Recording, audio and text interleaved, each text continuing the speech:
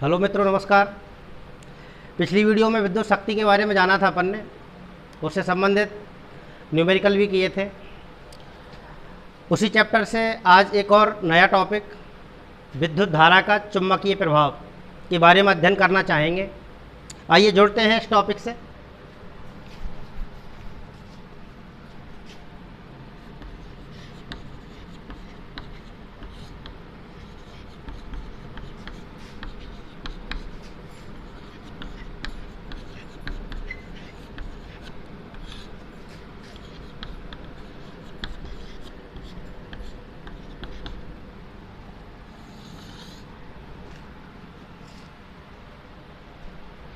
इससे पहले इसी अध्याय में एक और प्रभाव देखा था हमने पिछली वीडियो में, विद्युत धारा का ऊष्मीय प्रभाव।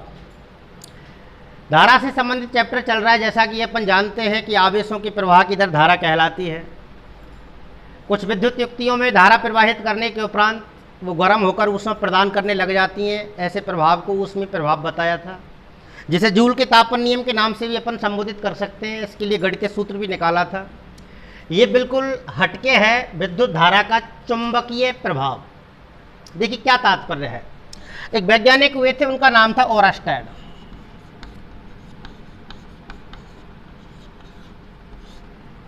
ओरस्टेड नामक वैज्ञानिक ने एक प्रयोग किया, जिसे ओरस्टेड का प्रयोग या विद्युत धारा के चुंबकीय प्रभाव के रूप में जाना जाता है। सन 1820 में ओरस्टेड नामक वैज्ञानिक ने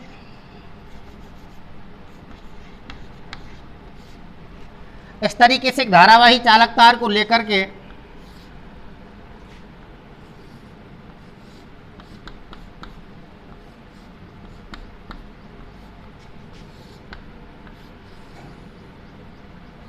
इसके पास एक दिक्सूचक की सुई रखी गई।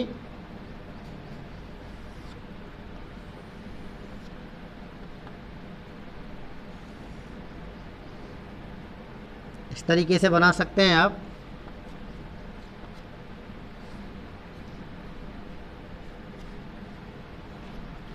ओरस्टेड ने बताया कि जब चालक तार में धारा प्रवाहित नहीं की जाती है तो ये चुंबकीय सुई जो होती है वो अविक्षेपित अवस्था में बनी रहती है। ये पहला परीक्षण किया था कि जब इससे कोई धारा प्रवाह नहीं किया जाता है, इसमें करंट फ्लो नहीं किया जाता है, तो चुंबकीय सुई कोई विक्षेप उत्पन्न नहीं करती है, अर्थात शून्य विक्षेप बताती है। लेकिन जैसे ही इसमें धारा प्रवाहित की जाती है, विद्युत धारा का प्रवाह किया जाता है, तो चालक के निकट रखी चुंबकीय सुई जो होती है वो तुरंत विक्षेप बताना प्रारंभ कर देती है। ऐसा क्यों हुआ? ऐसा इसलिए हुआ कि जैसे ही इसमें धारा प्रवाहित की तो इसके चारों ओर चुंबकीय क्षेत्र उत्पन्न हो गया। कौन सा क्षेत्र उत्पन्न हो गया? चुंबकीय क्षेत्र उत्पन्न हो गया। क्या मतलब है चुंबकीय क्षेत्र से? जिसे कहना चाहिए मैग्नेटिक फील्ड। किसी चुंबक के चारों ओर का वह क्षेत्र, किसी चुंबक के चारों ओर का वह क्षेत्र जिसमें उसके चुंबकीय बल का संसूचन किया जा सकता है, उस चुंबक का चुंबकीय क्षेत्र कहलाता है। तो ये दूसरा परीक्षण किया था ओरस्टेड ने कि जैसे ही धारा प्रवाहित की जाती है तो धारा प्रवाहित करने पर दिक्सूचक की जो सुई होती है वो इस तरीके से ये विक्षेप बताएगी। इस तरीके से चुंबकीय सुई विक्षेपित हो जाती है। तीसरा परीक्षण किया कि अब यदि धारा की दिशा बदल दी जाए तो क्या प्रभाव पड़ेगा। तो जैसे ही धारा की दिशा बदली जाती है, अभी ऐसे थी ये प्लस से माइनस की ओर ऐसे लेकिन जैसे ही हम इस धारा की दिशा को बदल देंगे तो बदल देने पर चुंबकीय सुई का विक्षेप भी बदल जाएगा। अर्थात ये विक्षेप अब इधर ना होकर के ऐसे इस तरीके से चुंबकीय सुई विक्षेपित हो जाएगी। इस तरीके से विक्षेपित होगी इस साइड में, यानी कि पहले के विपरीत दिशा में। तो मैंने अभी आपसे तीन बातें की। पहली बात में बताया कि जब चालक में विद्युत धारा प्रवाह नहीं किया जाता है तो चुंबकीय सुई अविक्षेपित अवस्था में बनी रहती है। जैसे ही चालक में धारा प्रवाहित की जाती है तो चुंबकीय सुई विक्षेपित हो जाती है, क्योंकि चुंबक के चारों ओर, क्योंकि इसके चारों ओर चुंबकीय क्षेत्र उत्पन्न हो जाता है। लेकिन यदि धारा की दिशा विपरीत की जाती है, बदली जाती है, तो बदले जाने के कारण चुंबकीय सुई के विक्षेप की दिशा भी बदल जाती है। तो इससे निष्कर्ष निकाला ऑरस्टेड ने, क्या रिजल्ट निकलता है इससे कि जब किसी चालक में विद्युत धारा प्रवाहित की जाती है तो उसके चारों ओर चुंबकीय क्षेत्र उत्पन्न हो जाता है, जिससे चुंबकीय सुई विक्षेपित हो जाती है। इसे ही विद्युत धारा का चुंबकीय प्रभाव या ऑरस्टेड का नियम कहा जाता है। तो यह था ऑरस्टेड का प्रयोग या ऑरस्टेड का नियम। आपसे पूछा जा सकता है 1 नंबर के लिए कि चुंबकीय सुई विक्षेपित क्यों हो जाती है, तो आपका सीधा जवाब है कि चालक के चारों ओर चुंबकीय क्षेत्र उत्पन्न हो जाने के कारण चुंबकीय सुई विक्षेपित हो जाती है। तो चुंबकीय क्षेत्र जो उत्पन्न हुआ है, आइए इसकी दिशा ज्ञात करने के नियम पढ़ते हैं कि चुंबकीय क्षेत्र की दिशा किस प्रकार से ज्ञात की जाती है।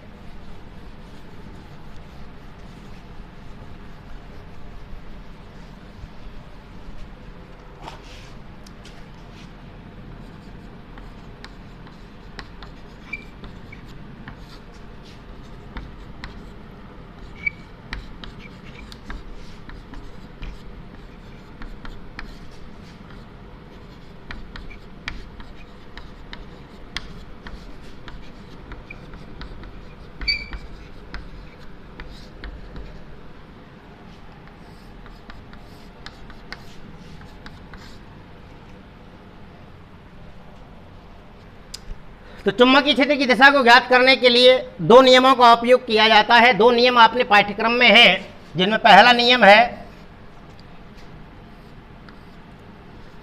दक्षिणावर्ती पेंच का नियम।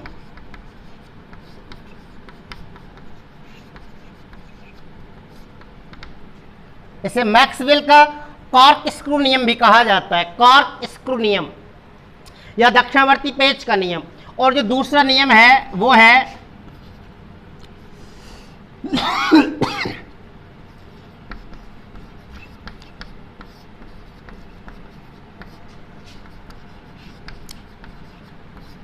दक्षिण हस्त नियम, राइट हैंड रूल्स, और एक है दक्षिणावर्ती पेंच का नियम। तो देखिए इन नियमों के द्वारा किस तरीके से अपन चुंबकीय क्षेत्र की दिशा को ज्ञात करते हैं। दक्षिणावर्ती पेंच के नियमानुसार किसी पेंच को इस प्रकार से व्यवस्थित किया जाए कि इस तरीके से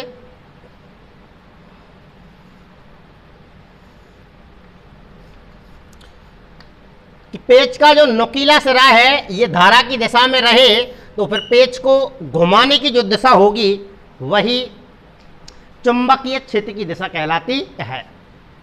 दक्षिणावर्ती पेंच के नियम अनुसार यदि किसी पेंच को इस प्रकार से व्यवस्थित किया जाए कि पेंच का नुकीला सिरा धारा की दिशा में रहे, तो पेंच को घुमाने की जो दिशा होती है वही चुंबकीय क्षेत्र की दिशा कहलाती है। और दूसरा नियम है दक्षिण हस्त नियम, इसको दक्षिण हस्त अंगुष्ठ नियम भी कह सकते हो आप।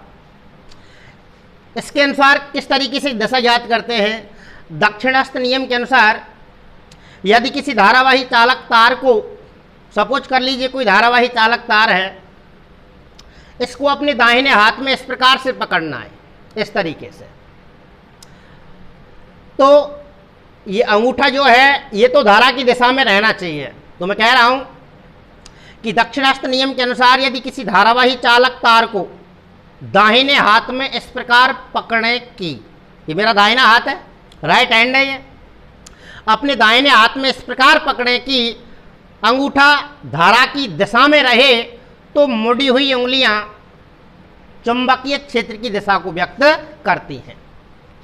दक्षिणावर्त नियम के अनुसार यदि किसी धारावाही चालक तार को दाहिने हाथ में इस प्रकार पकड़े कि अंगूठा धारा की दिशा में रहे, तो मुड़ी हुई उंगलियां चुंबकीय क्षेत्र की दिशा को व्यक्त करती हैं। इस तरीके से ये दोनों नियम 1-1 नंबर के बनते हैं और पहले 11 क्वेश्चनों में 1 नंबर का क्वेश्चन लेके आते हैं। एक बार और सुन लेते हैं।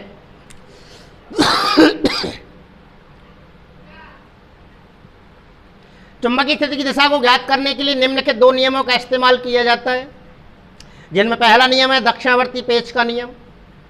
दक्षिणावर्ती पेच के नियमानुसार पेच को इस प्रकार व्यवस्थित किया जाए कि पेच का नुकीला सिरा धारा की दिशा में रहे, तो पेच को घुमाने की जो दिशा होती है वो चुंबकीय क्षेत्र की दिशा को व्यक्त करती है।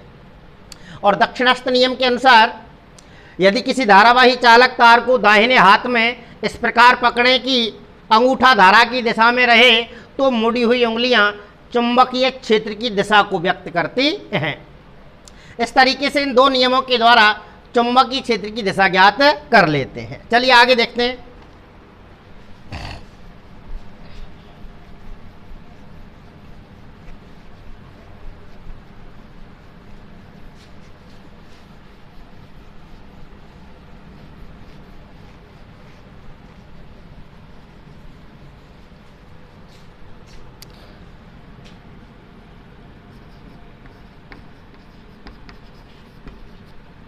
चुंबकीय क्षेत्र एवं चुंबकीय बल रेखाएं।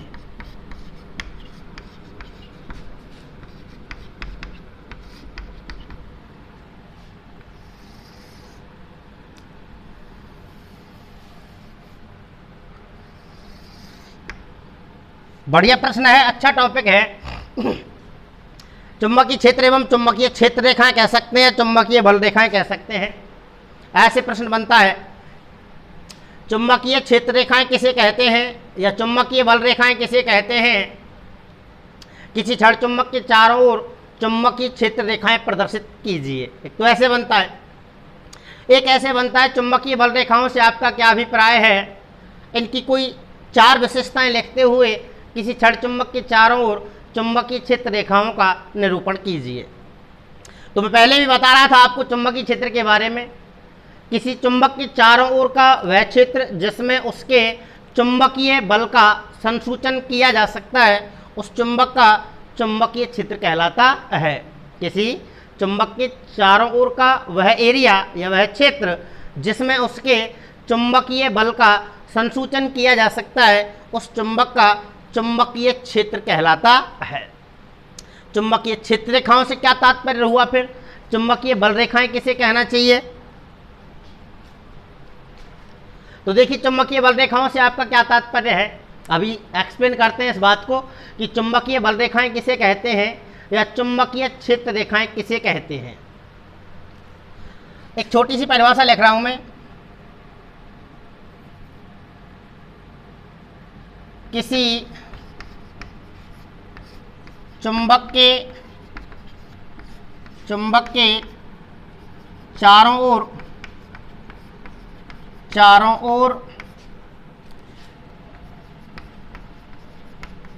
चुंबकीय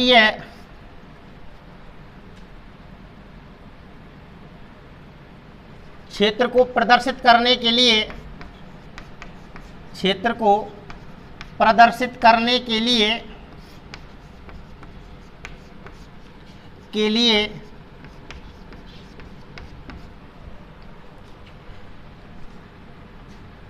किसी चुंबक के चारों ओर चुंबकीय क्षेत्र को प्रदर्शित करने के लिए खींचा गया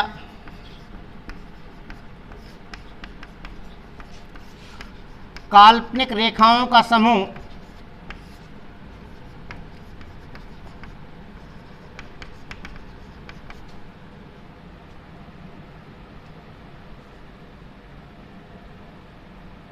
किसी चुंबक के चारों ओर चुंबकीय क्षेत्र को प्रदर्शित करने के लिए खींचा गया काल्पनिक रेखाओं का समूह चुंबकीय बल रेखाएं कहलाता है। चुंबकीय बल रेखाएं कहलाता है।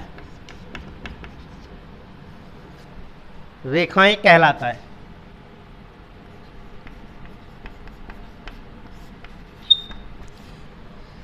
यदि ये याद नहीं होती है तो इसको दूसरे शब्दों में भी लिख सकते हैं। किस तरीके से, देखिए, पहले एक रिपीट कर ले।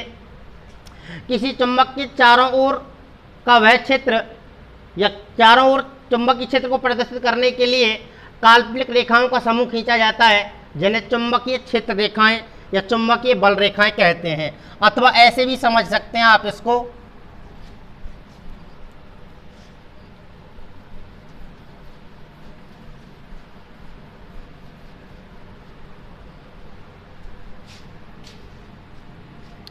वे रेखाएं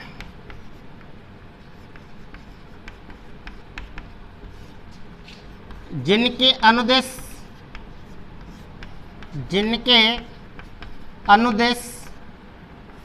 लौहचूर्ण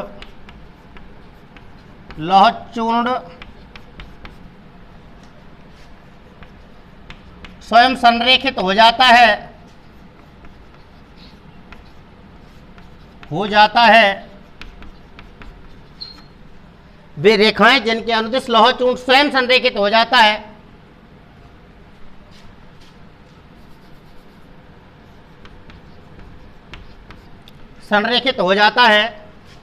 चुंबकीय क्षेत्र रेखाएं या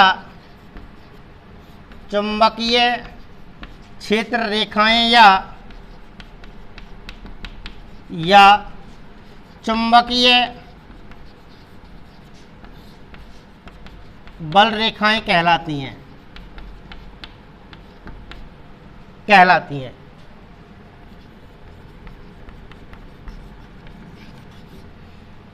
वे रेखाएं जिनके अनुदिश लौहचूर्ण स्वयं संरेखित हो जाता है, चुंबकीय क्षेत्र रेखाएं या चुंबकीय बल रेखाएं कहलाती हैं। वे रेखाएं जिनके अनुदेश लौहचूर्ण स्वयं संरेखित हो जाता है, चुंबकीय क्षेत्र रेखाओं का निरूपण करती हैं। चुंबकीय क्षेत्र रेखाओं की निम्नलिखित विशेषताएं होती हैं। आइए जानकारी करते हैं कौन कौन सी विशेषताएं होती हैं चुंबकीय बल रेखाओं की।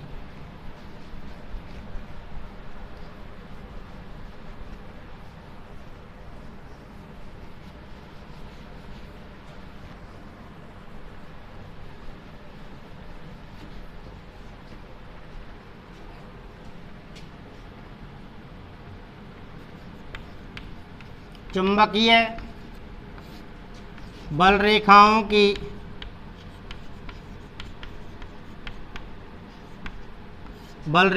की विशेषताएं।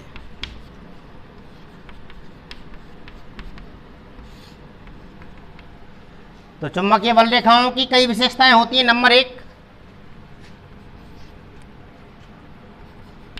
चुंबकीय क्षेत्र रेखाएं सदैव उत्तर से दक्षिण की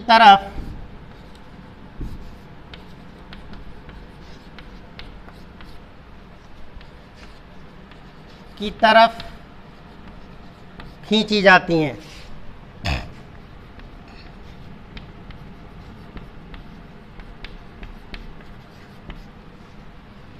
चुंबकीय क्षेत्र रेखाएं सदैव उत्तरी ध्रुव से दक्षिणी ध्रुव की तरफ खींची जाएंगी। आपको पता होना चाहिए चुंबक के सदैव 2 ध्रुव होते हैं, जिनमें से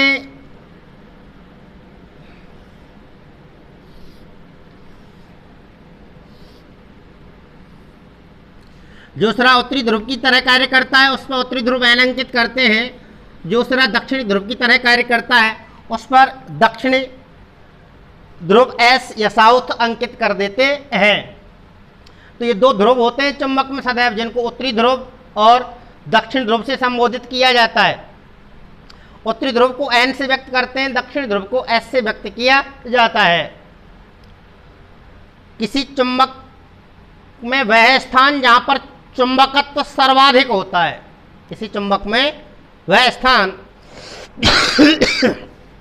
जहां पर चुंबकत्व सर्वाधिक होता है, चुंबक के क्या कहलाते हैं, वो ध्रुव कहलाते हैं। 2 होते हैं ये, उत्तरी ध्रुव को N कहते हैं और दक्षिणी ध्रुव को क्या कहा जाता है, S कहा जाता है। तो ये जो क्षेत्र रेखाएं हैं ये सदैव इधर से इधर खींची जाती हैं, अर्थात इनकी जो दिशा होती है ना वो उत्तर से दक्षिण की तरफ होती है। दूसरी बात देखिए,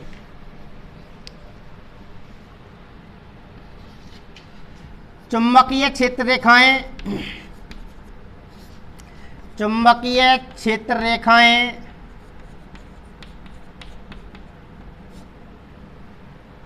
सदिश राशि होती हैं, सदिश राशि होती हैं। क्वांटिटीज होती हैं दो प्रकार की है, scalar quantities and vector quantities, एक सदिश राशि और एक अदिश राशि। तो जो सदिश राशियां होती हैं ना, ये वो राशियां होती हैं जिन्हें व्यक्त करने के लिए परिमाण के साथ साथ दिशा की भी आवश्यकता होती है। अर्थात वे भौतिक राशियां जिन्हें व्यक्त करने के लिए परिमाण के साथ साथ दिशा की भी आवश्यकता होती है, उन्हें सदिश राशियां कहा जाता है। तो इन क्षेत्र रेखाओं को व्यक्त करने के लिए परिमाण भी चाहिए होता है और दिशा का भी ज्ञान होना आवश्यक होता है, इसलिए चुंबकीय क्षेत्र रेखाएं एक सदिश राशि होती हैं। जिन राशियों को व्यक्त करने के लिए केवल परिमाण की आवश्यकता होती है, दिशा बोध आवश्यक नहीं होता है, उन्हें अदिश राशियां कहा जाता है। तो चुंबकीय क्षेत्र रेखाएं कैसी राशि हुई? सदिश राशियां होती हैं। नंबर 3, तीसरी जो विशेषता होती है वो ये होती है, चुंबकीय बल रेखाएं, चुंबकीय बल रेखाएं बंद वक्र का निर्माण करती हैं, बंद वक्र का निर्माण करती हैं। बंद वक्र का निर्माण करेंगी और कदाचित सबसे महत्वपूर्ण बात ये कि दो चुंबकीय बल रेखाएं, दो चुंबकीय बल रेखाएं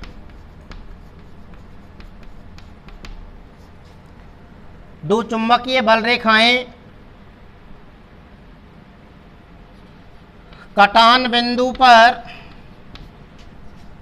आपस में प्रतिच्छेद नहीं करती हैं, नहीं करती हैं। अर्थात तात्पर्य ये हुआ कि दो चुंबकीय बल रेखाएं कभी भी एक दूसरे को काटती नहीं है, प्रतिच्छेद नहीं करती हैं। क्यों ये बात पूछी जा चुकी है।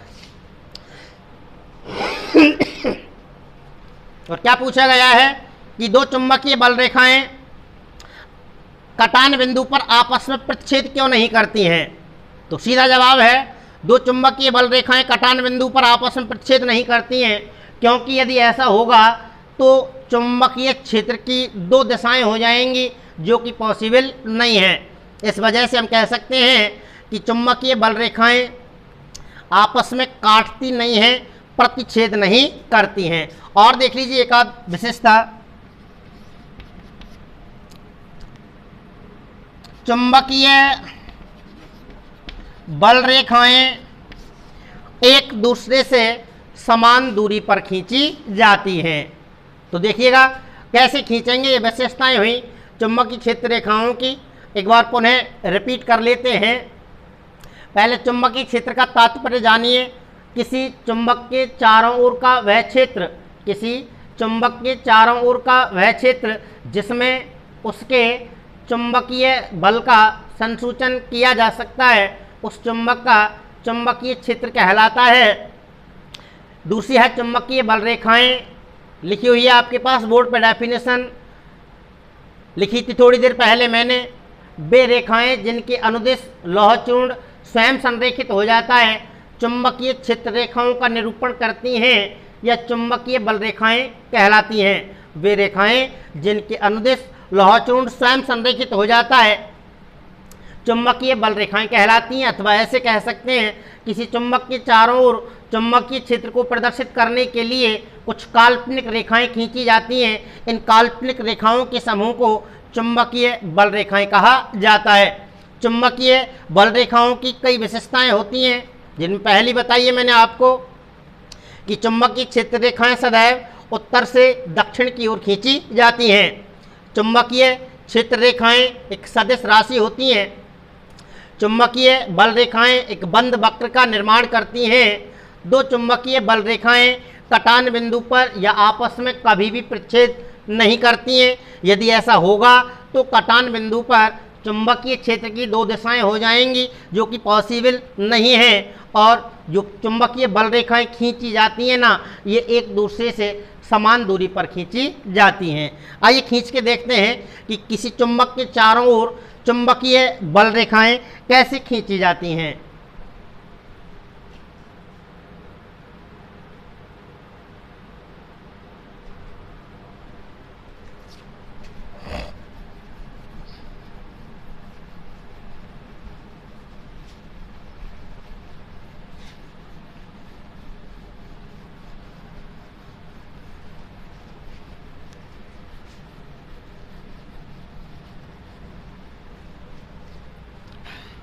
ऐसे चुंबक बनाना है आपको एक साधारण इस तरीके से।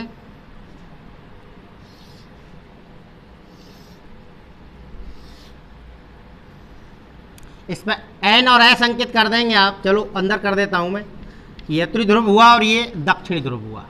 अभी पढ़ रहे थे आप कि ये सदैव उत्तर से दक्षिण की तरफ खींची जाती हैं, तो इस तरीके से खींचनी है आपको, ये इस तरीके से।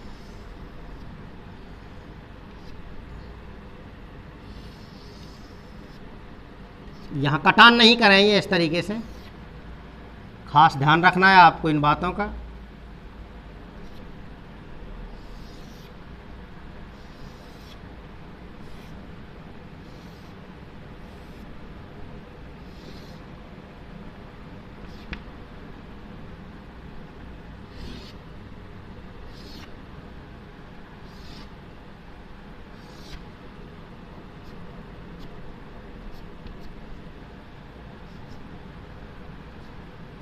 नीचे लिख देंगे किसी क्षण चुंबक के चारों ओर चुंबकीय क्षेत्र रेखाएं। इस जगह का ध्यान रखना, ये ऐसे कटान नहीं करना चाहिए आपस में, बिल्कुल प्रत्येक रेखा अलग से आपको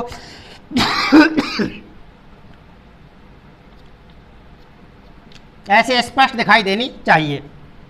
यदि आपसे पूछा जाए ये चुंबक के बाहर है चुंबकीय बल रेखाएं, लेकिन यदि फॉर्मेट बदले अंदर भी खिंचवाए आपसे, तो चुंबकीय क्षेत्र समान होगा अंदर इसमें, और बिल्कुल सीधी खींचेंगे ऐसे, इस तरीके से ध्यान रखना आप। ऐसे कर देंगे इनको इस तरीके से। यहां जो चुंबकीय क्षेत्र की तीव्रता होगी वो समान होगी, तो अंदर नहीं खींचनी है आपको, केवल बाहर वाली आती हैं, अपने पाठ्यक्रम में यही है। लेकिन यदि पूछे भी आपसे अंदर भी खींचिए, तो अंदर इस तरीके से ये सीधी आपको खींच के बतानी है। इस तरीके से किसी चुंबक के चारों ओर चुंबकीय बल रेखाएं खींची जाती हैं। आइए थोड़ा आगे बढ़ते हैं।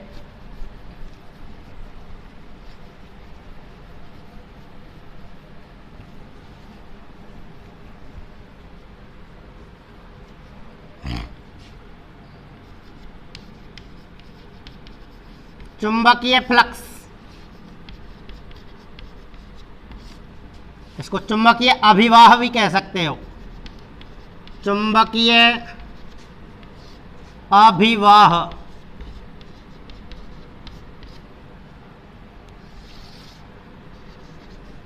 देखो क्या मतलब है। ऐसे पूछा जा सकता है आपसे चुंबकीय फ्लक्स किसे कहते हैं, इसका मात्रक भी बताइए। तो देखो क्या तात्पर्य है, छोटे शब्दों में किसी चुंबकीय क्षेत्र में रखे पृष्ठ से गुजरने वाली चुंबकीय क्षेत्र, जैसा कि कई बार पुनः आ रहा है यही वर्ड, मैंने पहले भी बताया आपको चुंबकीय क्षेत्र के बारे में, कि किसी चुंबक के चारों ओर का वह क्षेत्र जिसमें उसके चुंबकीय बल का संसूचन किया जा सकता है। क्या किया जा सकता है? संसूचन किया जा सकता है, अर्थात उसको महसूस किया जा सकता है, उस चुंबक का चुंबकीय क्षेत्र कहलाता है। तो अभी पढ़िए डेफिनेशन फ्लक्स के लिए। किसी चुंबकीय क्षेत्र में रखे पृष्ठ से गुजरने वाली चुंबकीय बल रेखाओं की संख्या को उस पृष्ठ से संबद्ध चुंबकीय फ्लक्स कहा जाता है। किसी चुंबकीय क्षेत्र में रखे पृष्ठ से गुजरने वाली चुंबकीय बल रेखाओं की संख्या को उस पृष्ठ से संबद्ध क्या कहते हैं? चुंबकीय फ्लक्स कहते हैं। चलो लिख देते हैं, किसी चुंबकीय क्षेत्र में, किसी चुंबकीय क्षेत्र में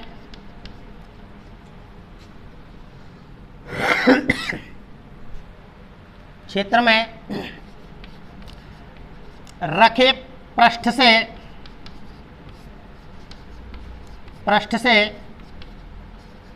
गुजरने वाली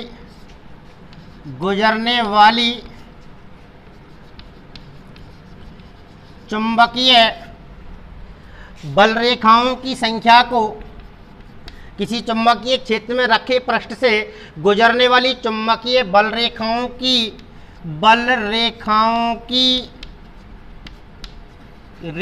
की संख्या को,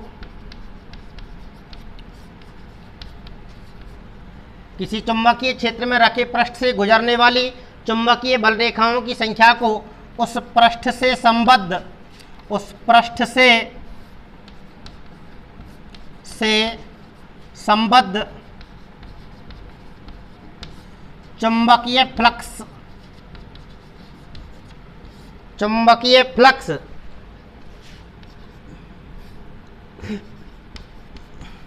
चुंबकीय फ्लक्स या चुंबकीय अभिवाह कहते हैं।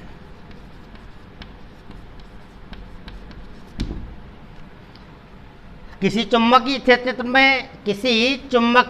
में रखे पृष्ठ से गुजरने वाली चुंबकीय बल रेखाओं की संख्या को उस पृष्ठ से संबद्ध चुंबकीय फ्लक्स या चुंबकीय अभिवाह कहते हैं।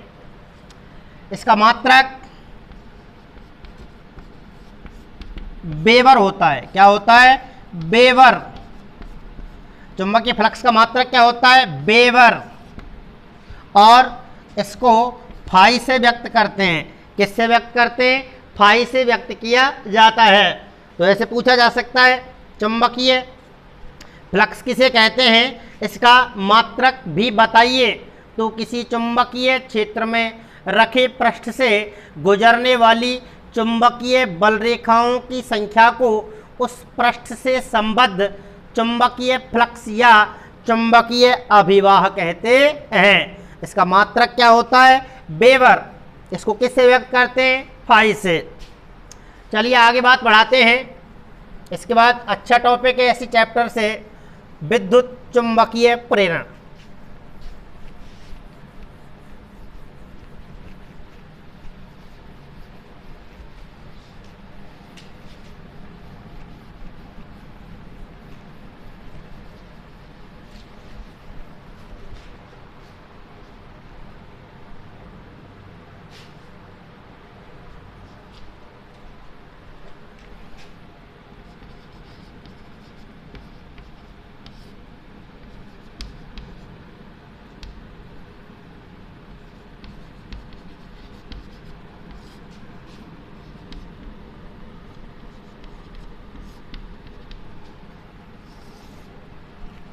विद्युत चुंबकीय प्रेरण। देखिए बढ़िया घटना है ये। इससे आगे के जो टॉपिक्स हैं 2-3 रह गए हैं, इसमें जनित्र वगैरह पढ़ेंगे अपन, इसी मेथड पर कार्य करेंगे वो। तो ये बढ़िया टॉपिक है, समझ में आना चाहिए। विद्युत चुंबकीय प्रेरण से क्या तात्पर्य है, इसे एक्सप्लेन करने के लिए देखिए मैंने एक धारावाही कुंडली ली है इस तरीके से।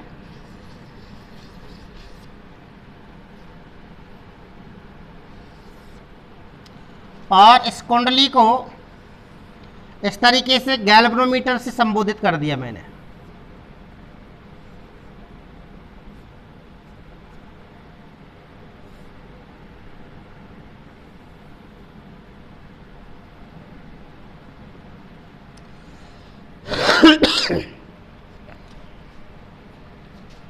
और ये एक लिया है चुंबक।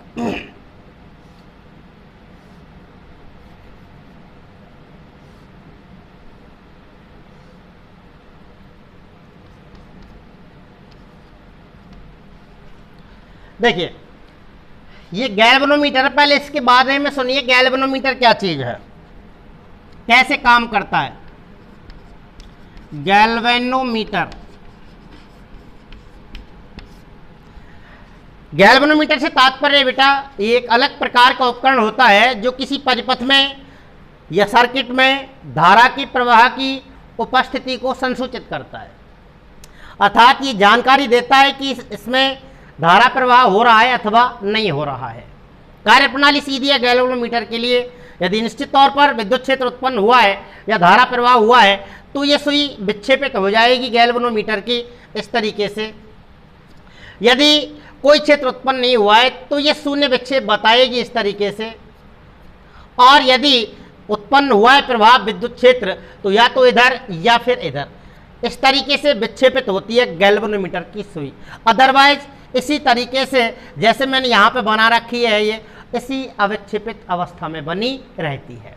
तो इससे अपन जानकारी कर लेते हैं। यदि ये गैल्वेनोमीटर की सुई विक्षेप बताती है तो सीधा तात्पर्य निकलता है कि कुंडली में विद्युत क्षेत्र उत्पन्न हुआ है, अर्थात विद्युत प्रभाव क्या हुआ है, उत्पन्न हुआ है।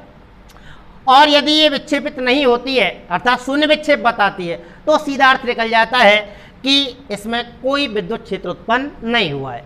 यानी कि विद्युत की उपस्थिति के लिए ये विक्षेप बताएगी और यदि नहीं है, विद्युत क्षेत्र उत्पन्न नहीं हुआ है तो ये जीरो विक्षेप बताती है, अर्थात शून्य विक्षेप पर बनी रहती है। तो आइए 2-3 परीक्षण कर लेते हैं इससे संबंधित, अभी फिर निष्कर्ष निकालेंगे। देखिए क्या रिजल्ट आता है अपने पास।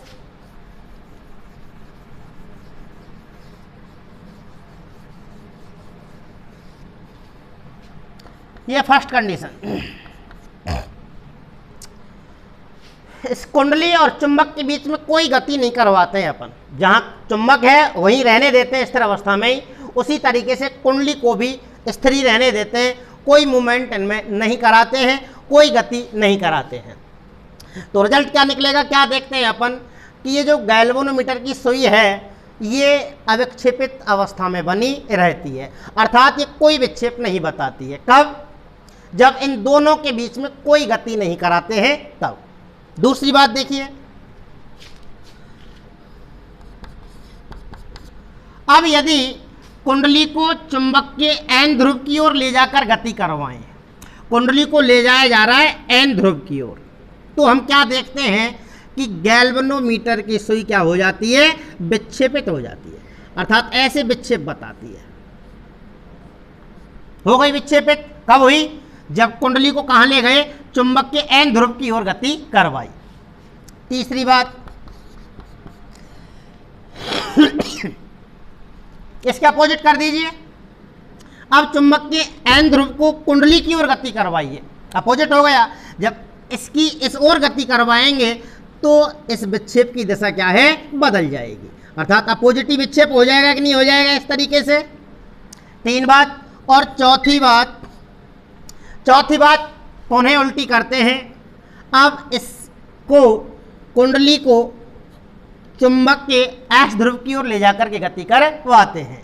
जब एस ध्रुव की ओर ले जाकर गति करवाएंगे तो गैल्वेनोमीटर की सुई पुनः विक्षेप बताएगी और दिशा को भी बदलेगी। बोलो बदलेगी नहीं बदलेगी? तो देखिए इन तीनों चीज़ों के रिजल्ट तो सेम आए हैं, इसका, इसका और इसका अलग है। जब ये दोनों स्थिर अवस्था में थे, कौन, कुंडली और चुंबक, तब इनमें कोई गति नहीं हुई तो गैल्वेनोमीटर ने भी अपना शून्य विक्षेप बताया। और जब इन दोनों के बीच सापेक्ष गति करवाई जाती है, सापेक्ष का तात्पर्य हुआ जब कुंडली या तो चुंबक के पास आए या फिर चुंबक कुंडली के पास जाए, तो दोनों के बीच गति क्या होगी, ये सापेक्ष गति कहलाएगी। अब यदि इन दोनों के बीच में गति करवाई जाती है तब तो गैल्वेनोमीटर विक्षेप बताता है, और विक्षेप बताता है तो इसका अर्थ ये निकलता है कि कुंडली में विद्युत क्षेत्र उत्पन्न हुआ है, अर्थात विद्युत प्रभाव उत्पन्न हुआ है। और फर्स्ट जो कंडीशन थी, जबकि दोनों को स्थिर रखा गया तो गैल्वेनोमीटर ने अपना शून्य विक्षेप बताया, और शून्य विक्षेप बताया तो इसका तात्पर्य हुआ कि कुंडली में कोई विद्युत प्रभाव उत्पन्न नहीं हुआ है। तो इस तरीके से इससे अपन विद्युत चुंबकीय प्रेरण के बारे में कंप्लीट रिजल्ट निकाल सकते हैं। तो देखिए क्या परिभाषा बनती है इससे।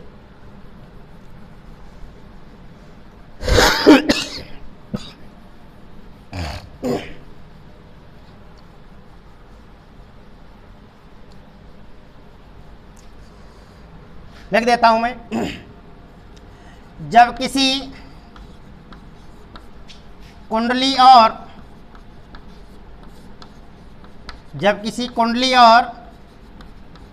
चुंबक के बीच सापेक्ष गति, जब किसी कुंडली और चुंबक के बीच सापेक्ष गति कराई जाती है तो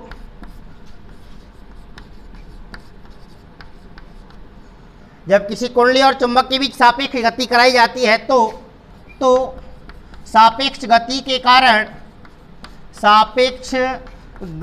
के कारण कुंडली में, जब किसी कुंडली और चुंबक के बीच सापेक्ष गति कराई जाती है तो सापेक्ष गति के कारण कुंडली में उत्पन्न विद्युत प्रभाव को, या क्षेत्र कह सकते हो आप, विद्युत प्रभाव को विद्युत चुंबकीय प्रेरण कहते हैं।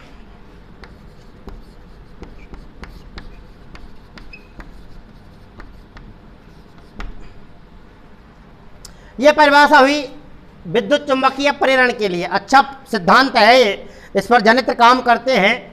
आगे के खंड में बताएंगे आपको कि जनित्र चुंबकीय प्रेरण के सिद्धांत पर कैसे कार्य करते हैं। तो जब किसी कुंडली और चुंबक के बीच सापेक्ष गति कराई जाती है तो सापेक्ष गति के कारण कुंडली में उत्पन्न विद्युत प्रभाव को या विद्युत क्षेत्र को विद्युत चुंबकीय प्रेरण कहते हैं। जब किसी कुंडली और चुंबक के बीच सापेक्ष गति कराई जाती है तो सापेक्ष गति के कारण कुंडली में उत्पन्न विद्युत प्रभाव को विद्युत चुंबकीय प्रेरण कहते हैं। विद्युत चुंबकीय प्रेरण से संबंधित दो नियम आते हैं, जिनमें पहले दो नियम हैं वो माइकल फैराडे के हैं। फैराडे के नियम है दो, और दोनों ही इसी घटना से संबंधित हैं। फैराडे का प्रथम नियम,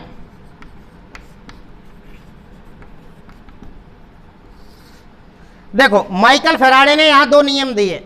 एक फैराडे का प्रथम नियम संबोधित होता है, दूसरे को द्वितीय नियम के द्वारा संबोधित किया जाता है। फैराडे का प्रथम नियम जो है वो कुंडली में प्रेरित विद्युत वाहक बल के उत्पन्न होने की जानकारी देता है। प्रेरित विद्युत वाहक बल, एक बार थोड़ा बैक में जाएंगे। अभी जो डेफिनेशन देखी थी अपन ने चुंबकीय प्रेरण के लिए, कि किसी कुंडली और चुंबक के बीच सापेक्ष गति कराई जाती है तो सापेक्ष गति के कारण कुंडली में उत्पन्न विद्युत प्रभाव को विद्युत चुंबकीय प्रेरण कहते हैं। धारा को प्रेरित धारा कहते हैं और बल को प्रेरित विद्युत वाहक बल कहा जाता है। मतलब ये तीनों चीजें एक साथ हुई। पूरी घटना तो क्या कहलाएगी? विद्युत चुंबकीय प्रेरण, विद्युत चुंबकीय प्रेरण। और जो उसमें धारा है उस धारा को कहेंगे प्रेरित विद्युत धारा, और जो बल उत्पन्न हुआ है वो बल कहलाता है प्रेरित विद्युत वाहक बल। तो फैराडे का जो पहला नियम है वो कुंडली में प्रेरित विद्युत वाहक बल के उत्पन्न होने की जानकारी देता है, प्रेरित विद्युत वाहक बल के उत्पन्न होने की जानकारी देता है। और जो दूसरा नियम है फैराडे का, वो कुंडली में जो प्रेरित विद्युत वाहक बल उत्पन्न हुआ है उसके परिमाण के बारे में जानकारी देता है कि कितनी मात्रा में बल उत्पन्न हुआ है।